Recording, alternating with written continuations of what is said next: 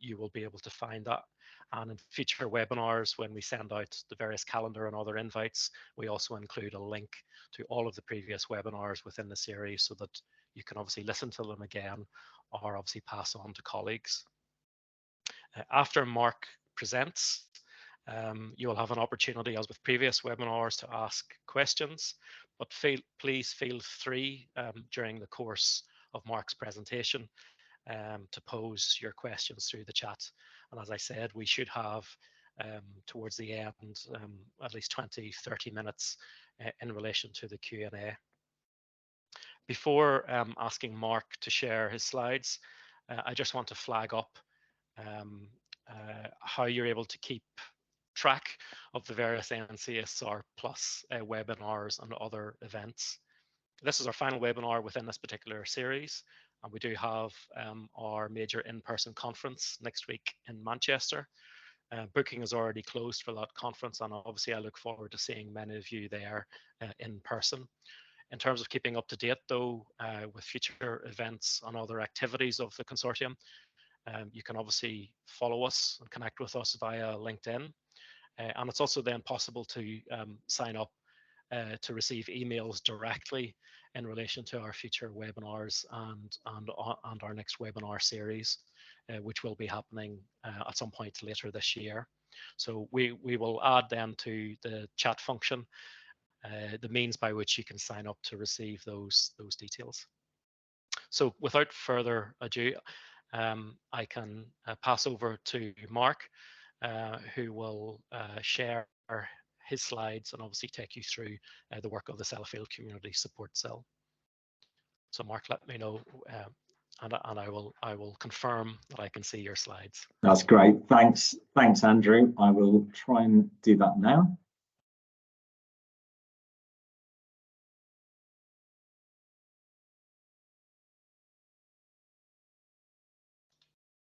So I see your slides. That's great. So hopefully you can see that full screen, and I shall make a start. So thank you everyone for taking the time to join this webinar. Thanks, Andrew, for the introduction.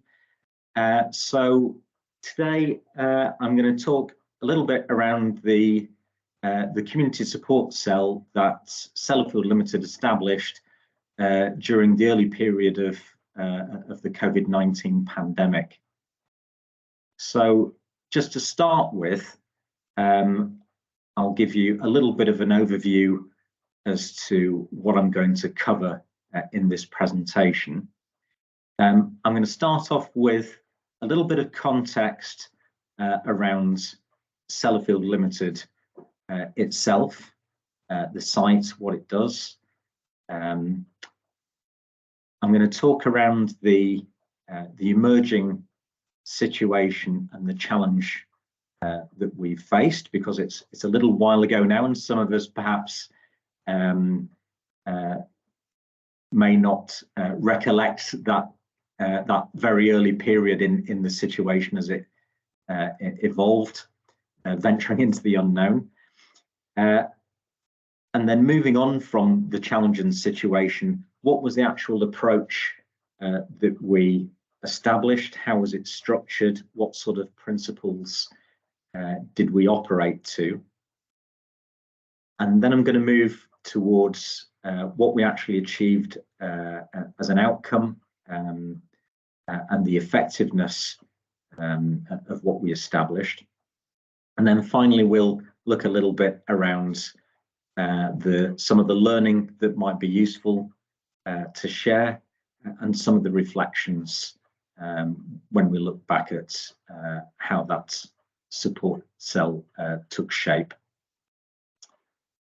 Okay, so that image there, and possibly the one that you can see behind me, if you can see me on the screen, is the Sellafield site in West Cumbria. As you can see, it's like a large town in its own right. To give you an idea of the scale of the site, the perimeter fence of the site alone, which sort of just hugs around those buildings that you can see, is 13.6 kilometres, so it's a pretty big place, and there are around 1,000 buildings crammed into that space. So the site's been there for a pretty long time now, since the early 1940s, when it was first started to be used as an ordnance factory during the Second World War.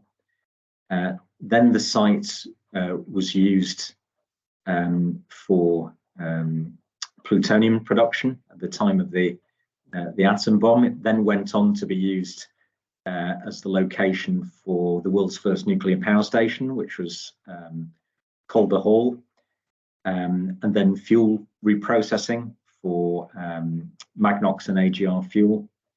But today, the primary mission of the site is to remediate the site, clean up the site after that sort of long and varied history of usage, and our focus is to create a clean and safe environment for future generations. We have about 10,000 people roughly attend the site during the day, so it can be a pretty busy place. In total, the workforce is around 27,000 people, and that includes around 17,000 contractors. Annual funding is about £2.8 billion, of which 1.8 billion is with the supply chain, and we employ about 20,000 people within the supply chain. So the point of explaining all that is that you can't have somewhere of that scale and longevity and number of employees and amount of spend without it being an integral part of the local community. You can't separate it out, because the people that are employed in that site and have been in the past and will be in the future, because the site will be around for another 100 years program of work, it's absolutely inseparable. So that's the bit of the background to the site and the context of where this is coming from. So when we look back at the early stages of the pandemic, or rather even before it was a pandemic, in that January, when we look back, we actually invoked our pandemic plan on the 24th of January on a precautionary basis. So at that time, we were still looking at the images that we saw in our televisions, in particular around the Wuhan province in China, and it all looked quite far removed and surreal. And perhaps some of us thought that it wouldn't happen here. But it didn't take very long for that perception to be shattered when we had our first confirmed UK cases on the 29th of January. By the 30th of January, the World Health Organization declared it to be a public health emergency of international concern. And then by early March, things started to change for everyone quite dramatically. So in the space of between late January and early March, so a little over a month, it was something in China on the television to being told to stay at home and to stop non-essential contacts and travel. I'm sure most of you, if not all of you, will remember things being quite strange when people weren't around on the streets and the roads were very quiet, and it was a very unfamiliar and uncertain and perhaps worrying time. So by early March, having already invoked the company pandemic plan on a precautionary basis, our crisis management team was fully invoked. So the crisis management team for our organisation is the core members of the executive and a support team of around a couple of dozen people that provide close support to the exec. And it didn't take very long for that to evolve into the formation of various cells, most of which were internal to the organisation. But the particular one that we're talking about today is the community support cell. So the purpose of that cell was to recognise that, given the nature of the business that we are, that it was appropriate to have some structured means of working in partnership with the community. So, excuse me, rolling on to this slide, this is the strategic aim that we first drafted for the community support cell. And that strategic aim was to support Cumbria's response to COVID-19 in an attempt to minimise the impact and duration of the crisis on the community and on the business itself. So this is going back to that first slide of recognising that the community and the business are inextricably linked, and that it's to our mutual benefit that the pandemic and the whole crisis that surrounded it had the least possible impacts on the region. So that's the overarching strategic aim. So a few images on this slide to sort of talk through was what were we facing? What sort of demands came out of that emergent situation as it took hold and accelerated?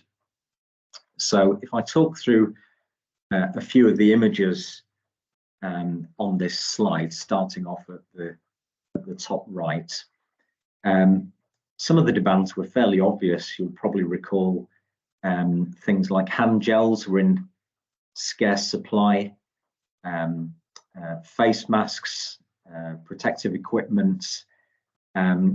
So to give a bit of an idea around some of those things, in terms of hand gels, yes, we did have some hand gels that we could make available, but we also had our own manufacturing of hand gels on the site for a period of time.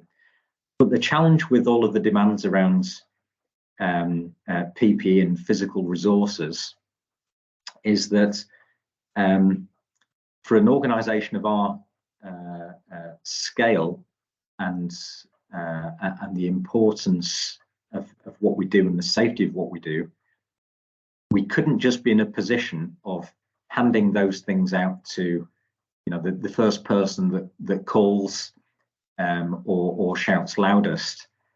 We had to do it in a coordinated way and not release things and then subsequently realise that it was impacting the business. So the sorts of line of questioning that we went through is along the lines of, okay, so we've got a request. Have we got it? Is it something that we're able to release without an adverse impact to the business? How often can we get something back in supply? If we haven't got it, perhaps we could use some of our procurement routes, which is what we did with the protective gowns for the NHS, where we actually procured, I think it was £200,000 worth of PPE for the NHS. So that's some of the context around the physical things. But if we look to some of the other images, so for example, at the top left around project management, when community hubs started to be established across the county, there was a need for project management skills, which we're fortunate to have an abundance in a company like ours. So we made those sorts of skills available. But there was also a demand to support some of the information management around the pandemic. So where you can see the image of Cumbria in the bottom middle, we made our geographical information systems experts, our mapping capability, available to work with the local resilience forum partners, so we could have quality control of information around the various metrics that were relevant to oversight of the pandemic. Looking above that, we also worked to establish our own test and trace capability. That was very much done in conjunction with the local resilience forum health protection board and director of public health, and that was supported by volunteers from our organisation, and it worked very successfully. We actually had 100% success rate in tracing of close contacts, and we made that capability available to families of our workforce and actually to the wider local community as time went on. The other thing, having said how many people we have involved in our organisation, we have the benefit of being able to coordinate and channel volunteering capability, whether that was in community hubs, as you can see on the bottom left, or in conjunction with the NHS. So that gives a flavour of some of the kinds of requests and varied nature of support that was coming in terms of physical materials and specialist skills. But it didn't come without some significant challenge, because just as I explained that the workforce is of quite a significant scale and we're very closely linked to the community, with that comes a dramatic volume of requests, because everybody knows somebody else or another organisation that also has the need for some support or request, whatever that may be. And potentially without the appropriate coordination, you could end up in a very chaotic situation that ends up with not being able to make the best, provide the best fit of resource to need. So there was a relentless demand at pace. That demand didn't stop. It didn't respect Monday to Friday or normal working hours. It was 7 days a week, and it was often, especially at the start, it was around the clock. Maintaining situational awareness in that fast-paced environment was extremely complex. And this isn't just situational awareness in terms of the status of our own business, but the situational awareness of everything going on around us. The national picture, you probably recall that in those early days there was seemingly a new government announcement, a new sort of instruction coming out from government on virtually a nightly basis, which had to be implemented for either immediately or in the following morning. You probably recall those kinds of situations yourselves in your own organisations. So we had to match resource to the greatest need. We recognised very early on in the development of that support cell that organisation of how we coordinated, how we matched that demand against what we could provide was key. So it needed to be structured and not ad hoc. We needed to recognise that because of the intensity of workload, that we didn't burn people out. Even though we're a large organisation, there are a relatively finite number of people in that crisis management support team and in the various cells that were established. And it quite often tends to be the same people that are under pressure. So burnout was something that was important to recognise.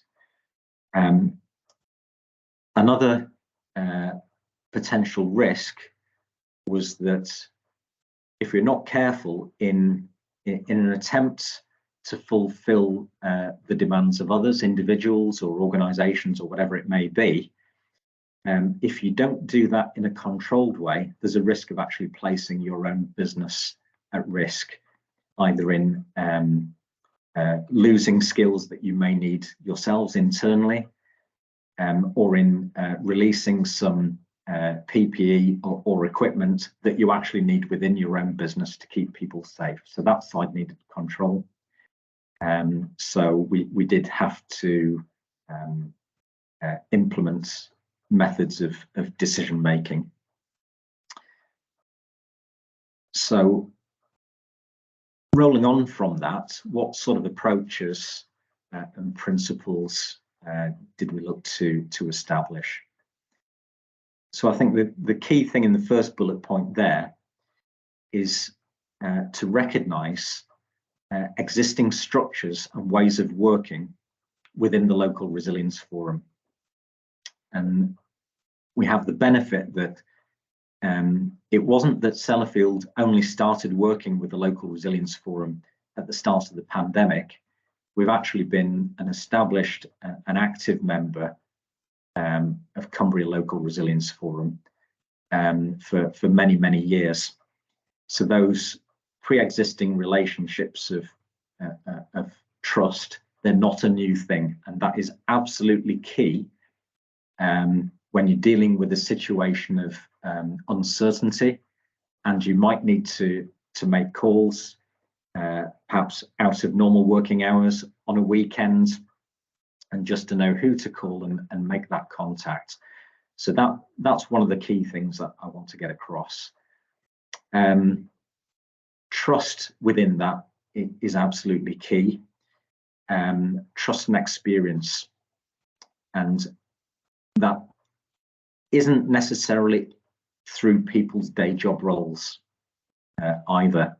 So in forming the community support cell, we recognised where we had employees with skills and experience and relationships that are not necessarily within their core day job. So that could be people who are familiar and trusted within the Resilience Forum on account of being a member of the Mountain Rescue Team, or being a former deputy head teacher, or having worked in the NHS. And we're very fortunate to have those people within our working within our business. So that was really key. It was important to set up battle rhythm of regular meetings, because things are so fast paced. If you don't stay on top of that information and the control of that information in structured ways, you can very quickly lose that oversight of management of a fast moving situation. We recognise that in order to help to alleviate burnout, we established a rota of 7-day working with morning and late shifts, albeit what I would say is it's human nature that even if you establish these kind of rotas, it's not a given that people stick to them. And if you've been engaged in something from the start and you're very close to something, it's human nature to want to see it through. So you also have to look out for the tendencies of individuals during those sorts of situations. We tried to make it as easy as possible to manage that information. So we used, where possible, dedicated mailboxes where people could channel requests for support coming into our business and from employees and their questions. And we had a team of people that managed that mailbox. Sometimes it was as simple as a fairly stock answer, directing them to existing sources of information that could answer the questions, be it an FAQ page or some information on a community hub or something like that. But we tried to make it easy to manage that information. We also provided single points of workforce information. So quite early, we had a place in our own company intranet where any information associated with the pandemic, whatever it may be, was in one place, and that helped right from the start. And we also had clear governance and decision logging in conjunction with our crisis management team. So if we needed to sign off the release of some PPE or individuals with specialist skills to provide direct support with our multi-agency partners, we put that forward within a SITREP format to our company crisis management team, who were meeting on a daily basis, 7 days a week. So on this slide, forgive me if it's a little bit busy, but I'll try and explain it. So this is the structure that we work to. So on the left-hand side, where you've got the orange boxes, that is the Local Resilience Forum structure. And on the right-hand side, in the blue boxes, you have our internal organizational structure, comprising the different cells internally on the top right-hand side. And what this is showing is, first of all, the regard for existing Local Resilience Forum structures. So if we look to the top left, any of you that are familiar with your own respective local resilience forums, you'll recognize the strategic coordination group, usually chaired by the police, and then the tactical coordination group. And then underneath that, and this may vary between different LRFs in terms of how the situation was managed, we have different tactical subgroups to manage different aspects of the pandemic. So we've got there, for example, education, community resilience, excess deaths, PPE, that sort of thing. And then we've also got some boxes in between, which is basically the health structure, health protection board, and activities largely led through the Director of Public Health. So what we did there was to try to align trusted members of our workforce with different aspects of that Local Resilience Forum structure. And that aided not just situational awareness, but an understanding of where need is greatest. So the individuals that we aligned, be it at the SCG and TCG, or with the tactical subgroups, or the information cells, those individuals were not there to unilaterally make decisions on behalf of the company. So they weren't sitting in meetings listening to something and saying, yes, I can provide you with X number of face masks or whatever. They were predominantly included in those meetings and conversations on the basis of trust, representing the company, but predominantly the key descriptor of what those individuals were doing. It was listening to the situational awareness and bringing it back, and listening to the need and priority.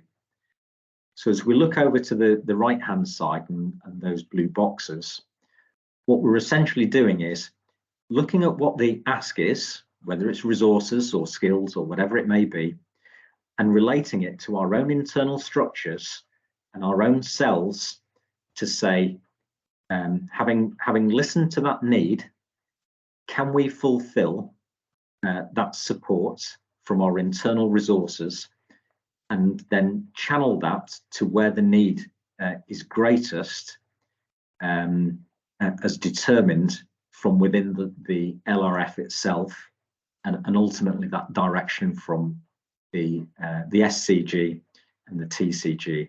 And within that, at the top, you'll see that we have a box that's titled Multi-Agency Support Team. So that was basically the means of triage of resources. And that was absolutely key, because if you're not careful, you could quite easily find that some things that you were being asked for in good faith from whatever route within the community, if it was coming direct to us in Sellafield Ltd, we didn't necessarily know if that need or demand was already being covered from other multi-agency partners through through a legitimate channel within the LRF.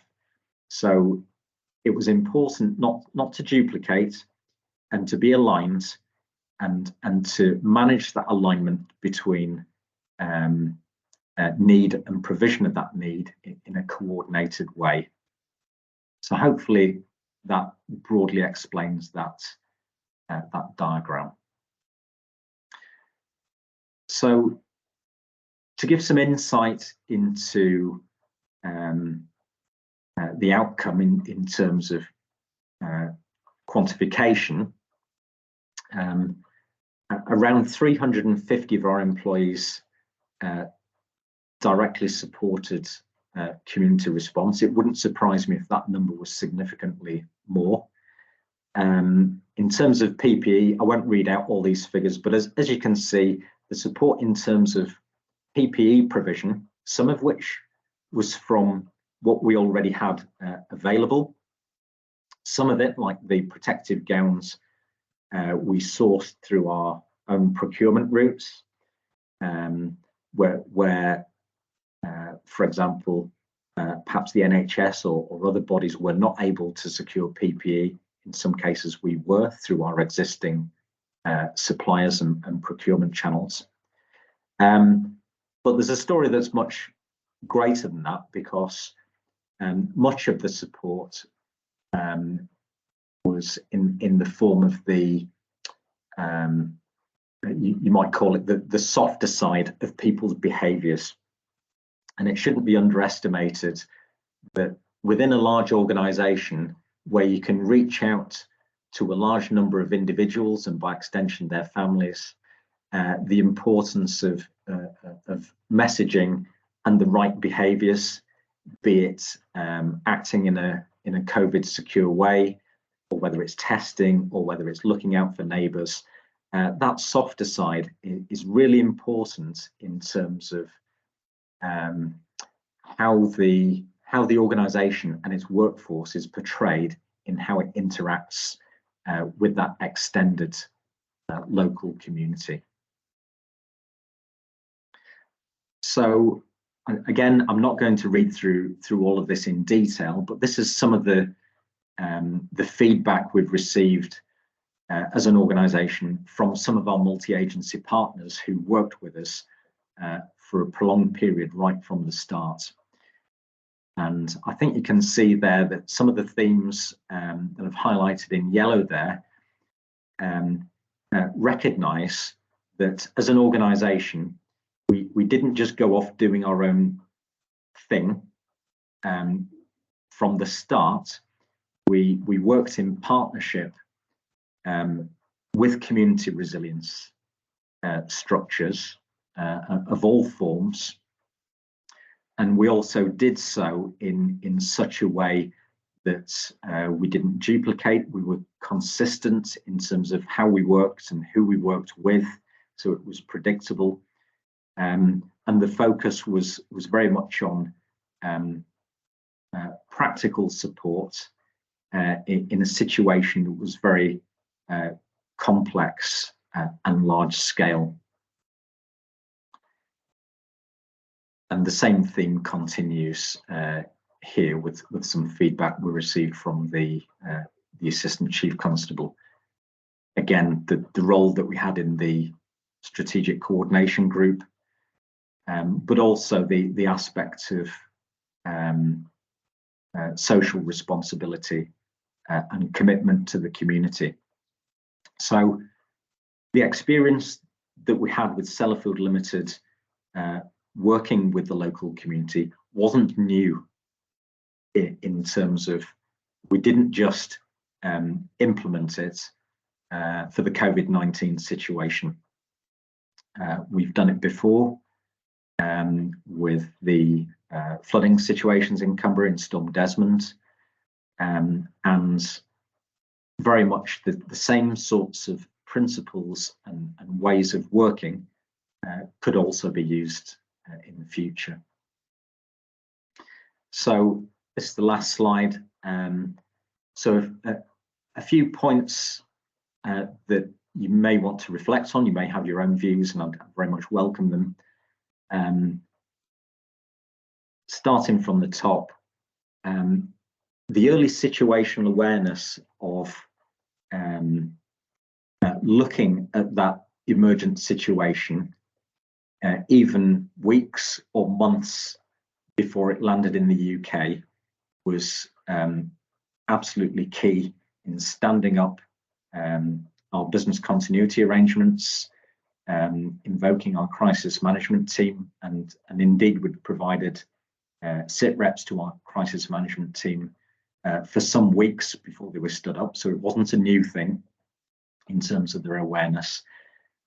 So I think that's absolutely key, because I think at the heart of anything associated with resilience is you have to believe that bad things can and do happen. And I'm always surprised by the number of people that said we never thought a pandemic would happen, and yet it's been high up on risk registers for many years. So having that view on horizon scanning, buying yourself time, being situationally aware is a great building block. Don't underestimate the role that businesses can play in the community. I'm sure those of you that are in resilience forums or within organisations yourselves, the two can't be separated. I think it's a mistake to look at business and the community as two separate things. I think it's key to recognise how local resilience forums work and how they're structured. Those structures are, from what I can see, pretty much the same wherever you go in a local resilience forum. There isn't a need to make up alternate structures. So if you're a business, get to know your local resilience forum and become a trusted partner, and get used to their ways of working and be situationally aware, which really leads into the point of make friends before you need them. If you're only starting to reach out to LRF partners when a situation arises, you don't want to be in those situations having to introduce yourself or explain. You're in a much better position if you have those trusted relationships beforehand as part of normal business as usual. And also as a business, look beyond people's day job roles. Some of the really key people are not key because of what they do in their day jobs. They're key because of the experience that they bring and the contacts that they have, and being trusted and dependable and familiar with those ways of working. Be clear on what the ask is. and channel requests by using those LRF structures and establish discipline. That's really key. Open channels of communication and situation awareness are also key. If in doubt, communicate openly and avoid duplication. Be clear on what you can provide, but in such a way that you're not compromising your own business. So don't give away things that are essential to protecting the safety of your own workforce, be that COVID secure settings or PPE required for your normal business operations. In terms of the workforce at large, try to do things that make it easy for people to know how to help, and try and establish clear ground rules on the basics. So if people are volunteering to support community hubs or whatever it may be, make clear your HR policy or whatever it may be. So just make it easy for people to try and do the right things. And the final point with all of this is really to say, yes, we did this during the COVID-19 pandemic in terms of working with the community, but the same broad principles can be used in a lot of situations that bring business and community together in times of challenge, regardless of whether it's flooding in Cumbria or whatever it may be. Just reflect on those kind of ways of working. So that brings me to the end of the presentation. I hope you've got something out of it, and please do raise your questions and I'll try to answer them. Thank you.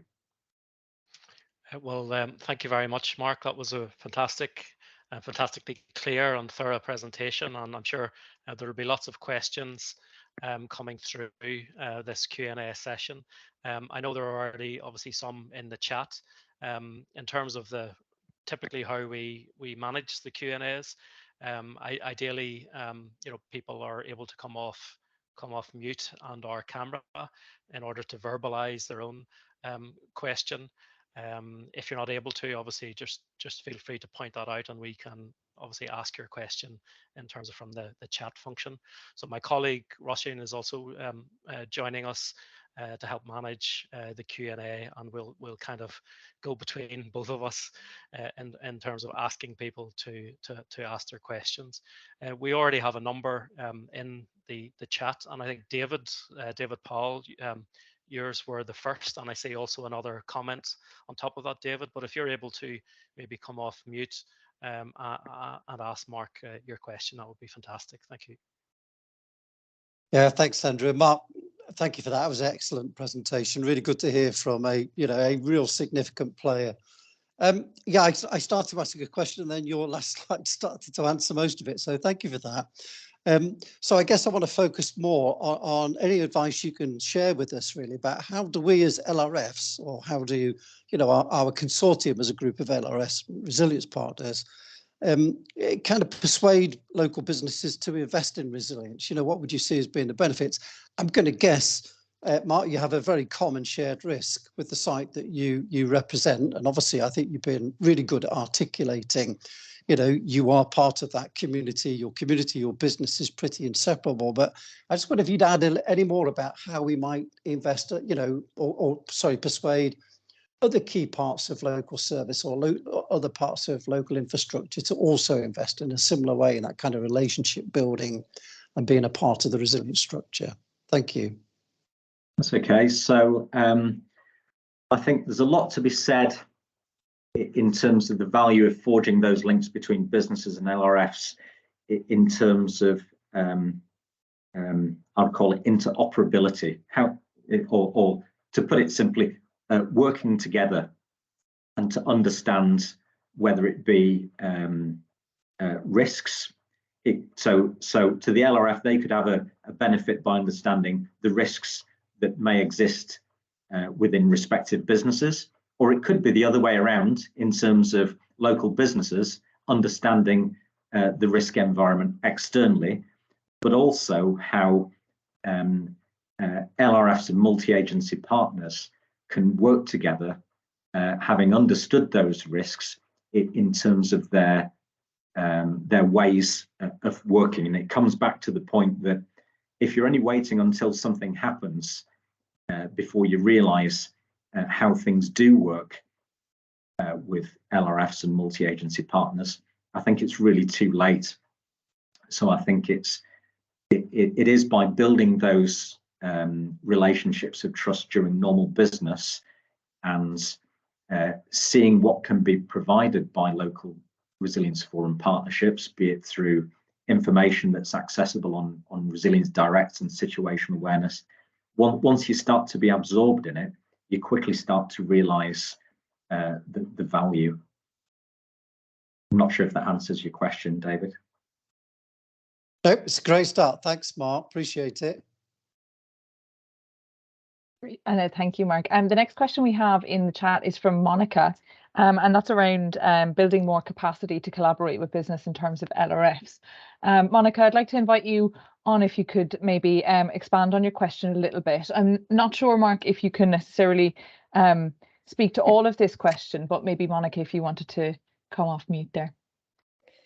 Yeah, I mean, just like David already said, quite a lot of these things have been answered in that last slide, which is really, really helpful. I really do hope you can link to the slides somewhere within the webinar where other people can then go back and look at it. Also, the structure of how you had set up your cells and everything else, I think is an absolutely fantastic example for people to work from. I'm just a bit more concerned.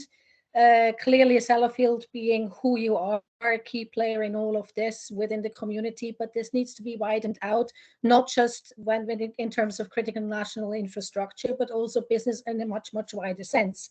And my question goes both sides, obviously. So how can LRFs open up that sort of platform, make it interesting, make the investments reasonable? I mean, we're talking, I'm coming on the back of 30 Days, 30 Ways UK.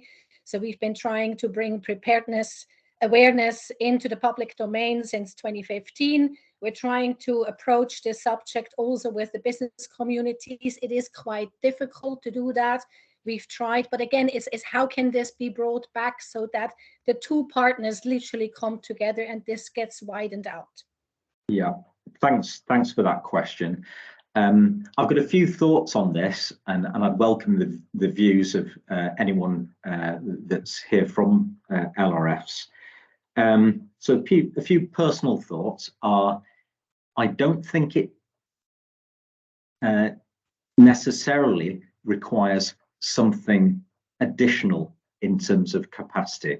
So if I just reflect on Cumbria LRF and how it operates, a lot of that collaboration is quite often behind the scenes. So once you start to get involved with an LRF, if I look at Cumbria, for example, there are various working groups within the LRF. So it could be ICT and cyber working groups. We have a risk working group, business continuity, recovery. We have task and finish groups that look at particular risks and challenges. So in Cumbria, we have one, for example, that's carriage of dangerous goods. And another fantastic opportunity to bring business and multi-agency partners together is through exercising. So, you know, there are exercises ongoing quite regularly, sometimes at a regional level, sometimes at a national level. I know we've recently had a nationwide exercise in terms of a loss of power scenario. So there are plenty of opportunities, and I don't think it causes additional work to have a few more businesses participating in those kind of forums. But I think it comes back to building those relationships of trust, because LRFs are a difficult balance, that when somebody new comes in, you don't want it to restrict the conversations, because it works on transparency and openness. So if you are starting to become involved with the LRF, try and make sure that you've got somebody of the right kind of experience, someone that can be a familiar face, be contactable, join meetings on Teams or whatever it may be, but try and be consistent and credible if you're a business starting to participate. Great, thank you so much, Mark, and Monica, thank you for your question. And to that question as well, we've got a comment in the chat from Caroline, and after this comment, I'll come to your question, Nathan. But Caroline, you've mentioned around big local employers are a great way to get out societal resilience, community preparedness messages on a day-to-day basis. I wonder, Caroline, did you want to come off mute and camera and speak to that point? Yeah, so I mean, I think we probably knew this in Cumbria ahead of time, but just as Mark was speaking, I was looking back through my text messages from the start of the pandemic. For those of you who don't know, I chaired the LRF's community resilience subgroup through COVID, and a couple of the members of Mark's support cell from Sellafield I knew pretty well because all three of us were members of the same mountain rescue team. So my kind of messages, I mean, and we were going back to the 25th of March, I think, when I was getting emails going, what support do you want from Sellafield? What messages should Sellafield be giving out to our staff? What should we be telling people about how to volunteer if they want to volunteer? So I think it just really goes back to that, make friends before you need them side of things, that it was that ability to be able to join things up quickly at the start. I mean, I remember in a lot of our SCG meetings, people saying, it feels like we're just ahead of the curve. Let's stay just ahead of the curve, because those extra 2 or 3 days of thinking time made a huge difference to how well we were able to coordinate stuff.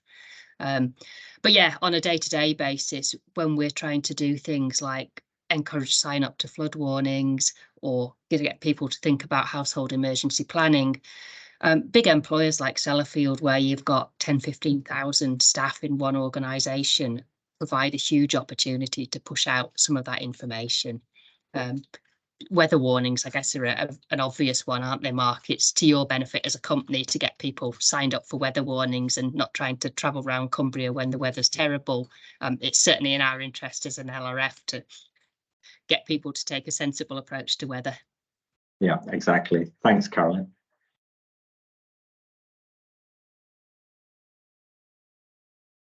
And I think next was Nathan. If you're willing to come off mute. Just about, thank you. Okay. And thank you, Mark, for the really interesting presentation. I think you've addressed most of my question at this point, but particularly around sort of communities and organisations that don't have those strong sort of pre-existing relationships. Is there anything from your experience that you think you essentially, by having those pre-existing relationships, you had a bit of an easy run for certain areas that might have been a barrier for other organisations? And whether you think there's something that the local resilience forum could look to do about that? Yeah, I think it's kind of similar to the earlier question. Yes, if we didn't have those pre-existing relationships, it would have been hugely more difficult. I think it could have been almost impossible, because that investment in time during normal business, you just can't buy what that brings. Yeah, I think it comes back to how does a business that doesn't have a relationship with the local resilience forum start to interact. I'm not necessarily sure I'm the ideal person to answer the question. It's perhaps more for local resilience forums themselves to kind of consider, if you have businesses within your LRF area and they're not already engaged, how do you reach out and promote that the LRF exists and the value that it can bring? I mean, I'd like to think that if you're critical national infrastructure or Comar site operator, you should definitely be aware of LRFs and plugged in. And maybe, I'm thinking out loud here, maybe there are channels through some of the LRF subgroups. So, for example, local authorities have a statutory duty to promote business continuity, which is in the National Resilience Standards. So that's possibly a quite a gentle introductory channel for LRFs to promote the importance of resilience and how the LRF can work in partnership with businesses to strengthen that resilience. I'm not sure if that's useful or whether anyone on the call has another view. That's really helpful. Thank you. Great, thank you. And the next question we have is around coordinating voluntary offers of support. I wonder, Andrea, if you'd be happy to come off camera and mute. Yes, hi everyone, and thank you much for the very informative presentation. Yeah, I'm really interested in the the relationship you had with the voluntary groups there, because obviously you have such a huge workforce, and they obviously probably represented the bulk of your people, when providing these services. But I kind of guess that you also relied on the VCS to kind of help you in achieving, all your targets. So just literally, if you can take us through like the main challenges you encountered while, in this process, that would be really interesting for me. Thank you. Yeah, thanks for the question. Yes, I think it's another one of those areas, especially volunteering, where lots of people want to help, but they need to be provided with the information on how to help best in a coordinated way, and especially when it's your own workforce, you need to make sure that you're providing appropriate advice and channeling that in the right way. So some of the things that we did was by working with the LRF and with Carolyn, who's been on the call, was to understand where people could support and where that support was needed most, and to be able to direct them to information on different community hubs and points of contact, and to find out what kinds of support were needed. Did they need people to, for example, deliver things, or did they need people with more organizational skills, or did they need people with some kind of pre-existing attributes? So, for example, being able to understand the needs of vulnerable people, for example, and be appropriate people to be involved with that side of things. So I think it's trying to help people to kind of direct them to sources of information that are coordinated and managed and not ad hoc, but also as a business be very clear on the ground rules, because at the end of the day, even though people may not be fully occupied in their day jobs because you've had to shut down some operations, at some point in time they need to come back. And so be clear on your human resources policies and that sort of thing. I'm not sure if that helps answer the question. It does, Mark. Thank you very much. Thank you. Well, thank you very much. Before I come to Natalie, who has a comment in the chat, I could just encourage anyone who still wants to pose a question, obviously, to either include it in the chat or to raise your hands. We do have several more coming in. So Natalie, if you're willing to verbalize your comment, then please come off mute. Hi. Hi, thank you, and thank you for using Teams. We did have a challenge using the other method. Yeah, those relationships in peacetime. As an LRF coordinator, I really can't sort of communicate enough how important they are. I think one of the challenges we have, we're in this sort of silo thinking that Cat 1 and Cat 2s are the primary members of LRFs.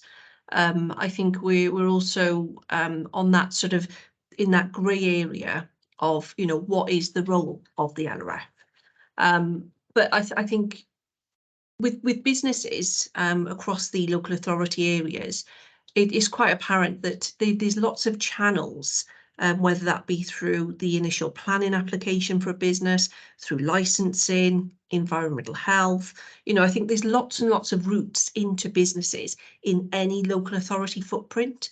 And I think with greater emphasis on knowing what is on your patch and engaging, you know, that's a golden ticket. And I think, you know, for emergency planning teams, I think the challenge for them is having that added to their day job, and certainly for the business continuity promotion. You know, I think, you know, we can all appreciate that many of our emergency planning teams are literally just about treading water.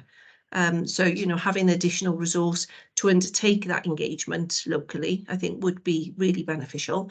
As you say, you know, with the coma sites, we already do that. You know, they're identified, they're under legislation. We actually engaged with different businesses within our footprint, where they became critical during the COVID response. You know, they weren't identified as CNI sites. They're not CNI sites, but they became very critical for us to continue business operations during COVID.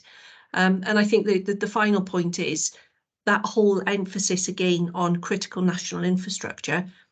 You know, there's lots of us that don't know what sits in our footprint as well, you know, and I think that is the challenge, that, you know, being able to build those relationships in peacetime is almost non-existent if you don't know what is on your patch. I hope that makes sense, but that's just my sort of, you know, my way of thinking at the minute. Thank you. So Roisin, I think you have a question as well. I do, So I do, yes. And it just comes back, Mark, to when you were talking about understanding and meeting needs, you know, in the community, and kind of constantly working in kind of constant, I suppose, consultation with community hubs and LRFs. And I was curious around, I suppose, data sharing and also types of data that was being used, and whether there was any challenges, you know, around that, or where that data is necessarily coming from, and I suppose what kind of indicators you might have been working off on that, or was that kind of, I suppose, being fed directly to you from the LRF? Yeah, in terms of the data, as an organisation, we weren't driving the requirement for data fields. We were facilitating it.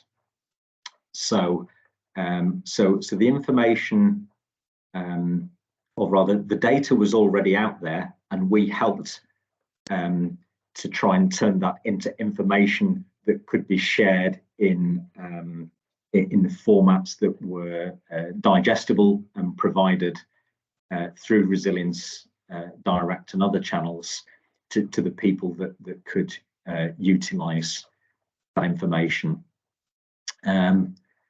Just I guess a bit of a reflection from a company point of view. I'm not sure if other people saw the same challenges, but we were required to provide information to government around our site status and case rates and absence and all of this sort of thing.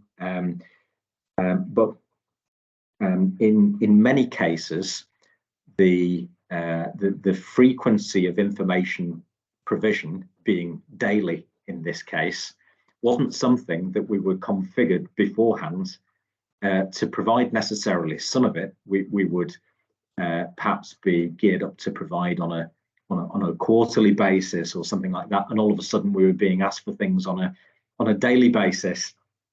So one reflection of the information side of things that I guess is a learning point to reflect on is, during the pandemic, from the early origins of the previous business as usual to where we ended up in a more mature state of maybe 6 months or a year or maybe even longer into the pandemic, we implemented information management and control, whether that be around our supply chain resilience or whatever it may be.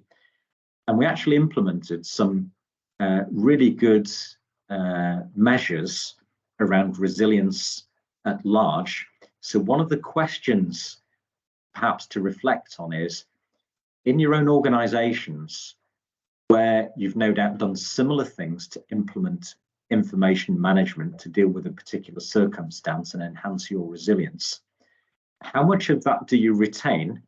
Or is there a tendency to drop back to what you did before because it's perceived as being unnecessary work because we're beyond that situation? Because quite often the information management that we developed wasn't just of value in a pandemic and could be of value in multiple other scenarios. So just sharing a bit of insight from my own experience. Yeah, thank you so much, Mark. Andrew, I think you were going to move to maybe some comments. Yeah, and I guess, Mark, just as a kind of a further point there, you mentioned obviously GIS and a number of instances in terms of the additional support that you could provide. So I guess that was one of the key sort of information management systems, and I guess in relation to need and where that need was. So yeah, that was just a reflection point, but I don't know if you had anything specifically in relation to that. So a couple of thoughts off the top of my head, and really this ties into some of the earlier questions about business working with local resilience forums and multi-agency partners. So within a lot of big business, and it's not necessarily confined to critical national infrastructure or whatever, quite often there are specialist skills and experience that is not plentiful within LRFs.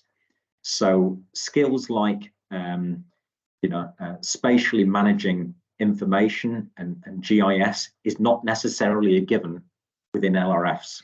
Quite often, it's somebody within an LRF that sees a need and maybe has some IT skills or whatever and starts to develop something. But quite often, business can augment that capability with additional knowledge and skills and work in a collaborative way. And that's not necessarily confined to things like GIS. It could equally be around ICT resilience and cyber, which again is a new angle for LRFs because they're very used to dealing with things in the physical world, but not necessarily in the digital world. So again, it comes back to that point of there are lots of things we've learned through the pandemic about business working with multi-agency partners, but I think we're making a mistake if we look at it solely through the lens of pandemic, because I think those principles of recognizing where knowledge and expertise within business can support wider resilience challenges and knowing how to work together and access those skills, I think it's incredibly valuable, and it helps build that relationship of trust and value between those partners. Oh, that's fantastic, and obviously that sort of going through that experience together is key to building those trusting relationships. I'm just going to reference some of the comments in the chat. So obviously there's some great comments from people who have had to leave a bit earlier, but Natasha, obviously, thanking Mark for your very informative presentation on everything that you presented on. There are obviously a number of back and forth between different attendees. So I see Monica again mentioning, LEPs, and obviously referencing Carolyn's comment earlier. Some other great comments then from Julie, who's obviously reached out to you, Mark, in terms of prospective future presentations. And what else can I see? So I'll pass over to Roshan, who will obviously pick up on some of the some of the questions in the chat as well, but just to reference some of the really kind of excellent feedback that we're receiving from people that have attended. So, Roisin. Great, thank you. Yes, we have another question from Ralph. Ralph, I wonder if you'd like to pose your question to Mark around LRF debriefs. Thanks, Roisin. Yeah, with apologies if I missed anything about this earlier, Mark, but I just wanted to ask that question really. What have you been involved in debriefs, and as a kind of a private sector contributor, how did that feel to you?